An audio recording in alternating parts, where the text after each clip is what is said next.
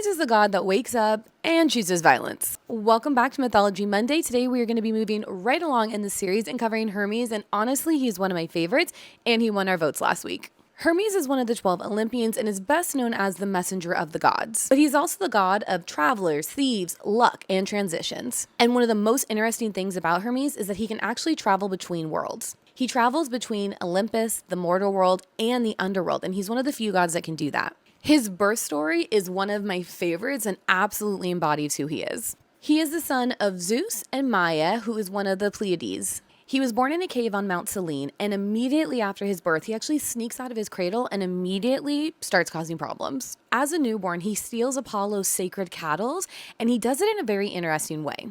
He actually drives the cattle backwards, so all of their tracks are extremely confusing, hides them, and then goes back to his cradle to pretend to be an innocent baby. This is also when he invented the lyre.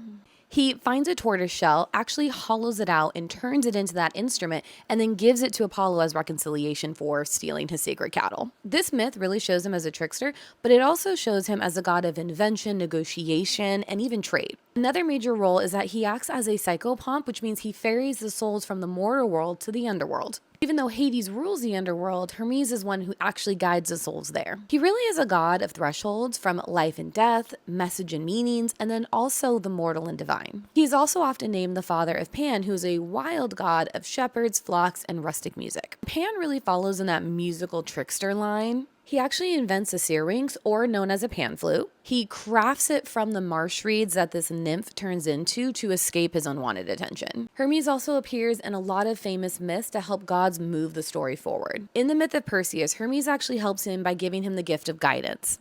And in some versions, he gives him the winged sandals or a special sword on his quest to kill Medusa. In the Odyssey, he actually goes to Calypso's islands to tell her she has to release Odysseus so he can continue on his journey home. Hermes is also connected to Argos, the many-eyed giant who watches over Io. When Hera places Io under Argus's guard, Zeus actually sends Hermes to free her. He actually lulls Argus to sleep and then kills him. This actually earns him the title of Argeiophantes, which just means the slayer of Argos. So Hermes is not just the messenger god. He is cleverness, trade, theft, luck, and transition.